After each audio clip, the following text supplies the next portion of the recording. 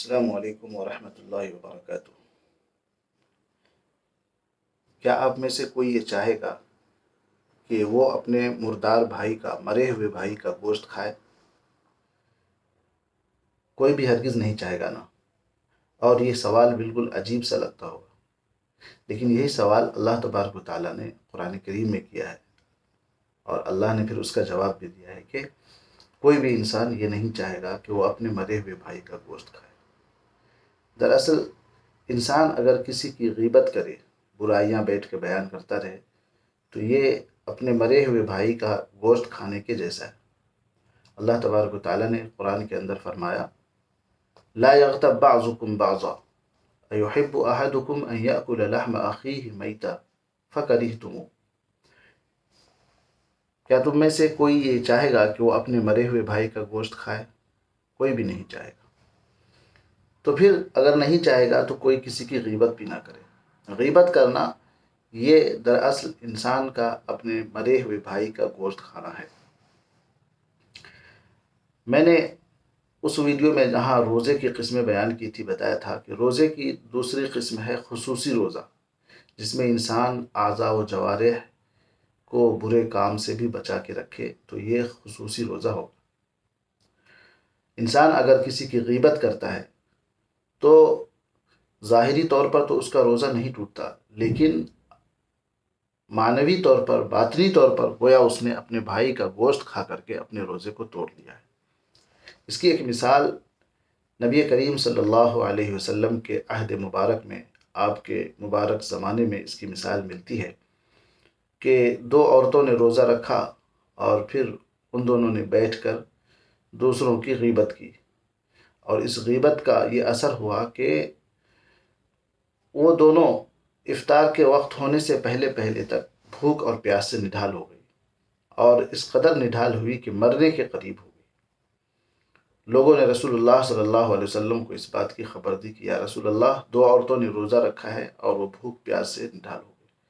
آپ صلی اللہ علیہ وسلم نے ان دونوں کو بلایا اور ایک پیالہ منگوا کر، ایک بڑا سا کٹورا منگوا کر، اس کے اندر ان دونوں کو الٹیاں کرنے کا حکم دیا۔ ان دونوں نے الٹیاں کی تو اس میں خون اور گوشت کے ٹکڑے نکلے۔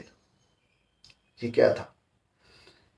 یہ ان دونوں کے غیبت کرنے کا اللہ تبارک و تعالیٰ نے اثر ظاہری طور پہ دکھایا کہ جو انسان کسی کی غیبت کرتا ہے تو وہ اس کا گوشت کھا رہا ہوتا ہے۔ رسول اللہ صلی اللہ علیہ وسلم کے دور میں اللہ نے ایک ایسی چیز کو، جس کو ہم اور آپ نہیں دیکھ سکتے، صرف اس کو حدیث میں آنے کی وجہ سے اس کو ہم اس پر یقین کر سکتے ہیں، نبی کے دور میں اس کو ظاہری طور پر دکھا دیا کہ دیکھو ان دونوں نے غیبت کیا تو منہ سے، پیٹ سے گوشت کے ٹکڑے نکلے، گویا کہ اس نے واقعی کھایا۔ لہٰذا ہمیں چاہیے کہ رمضان ہو یا غیر رمضان، لوگوں کی غیبت کرنے اور برائیوں سے ہم بچیں۔ خاص کر رمضان المبارک کے اس مقدس مہینے میں، جہاں ہم بڑی محنت سے، مشقت سے، گرمیوں، دھوپ میں اور بھوک پیاس کو برداشت کر کے روزہ رکھتے ہیں، غیبت کر کے، دوسروں کی برائیاں بیان کر کے اپنے روزے کو خراب نہ کریں۔ غیبت کیا ہے؟ غیبت یہ ہے کہ کسی انسان کے اندر کوئی برائی ہو اور اس کے پیٹھ پیچھے ہم اس کو بیان کریں، ایسی برائی کہ اگر ہم اس کے منہ کے سامنے بیان کرتے تو اس کو یہ بات بری لگتی۔ یہ غیبت ہے۔ بعض لوگ یہ سمجھتے ہیں کہ اس کے اندر تو یہ برائی ہے، واقعی اس کے اندر یہ خرابی ہے، تو اس کو بولنے میں کیا حرج ہے؟ اللہ کے بندو، یہی تو غیبت ہے کہ اس کے اندر وہ برائی ہے، وہ خرابی ہے، اور اس کے پیٹھ پیچھے ہم بیان کریں، یہی تو غیبت ہے۔ اگر اس کے اندر وہ برائی، وہ خرابی نہیں ہے اور پھر ہم بیان کریں، تب تو یہ غیبت نہیں، غیبت سے اعلیٰ درجے کا گناہ ہوگا، یہ تو بہتان ہوگا، الزام ہوگا کہ اس کے اندر وہ برائی ہے ہی نہیں، خرابی ہے ہی نہیں، اور ہم اس کی طرف اس گناہ کو، اس برائی کو منسوب کریں، یہ تو الزام اور بہتان ہوگا۔ غیبت تو یہی ہے کہ اس کے اندر واقعی خرابی ہے، برائی ہے، اور پھر اس کے پیٹھ پیچھے ہم اس کو بیان کریں۔ لہٰذا ہم اپنے روزے کو غیبت، جھوٹ اور چغلی یا اور بھی دوسرے برائیوں سے اپنے روزے کو محفوظ رکھیں، اور اپنے روزے کو خصوصی روزہ بنانے کی کوشش کریں۔ اللہ ہمیں اس کی توفیق عطا فرمائے۔ السلام علیکم۔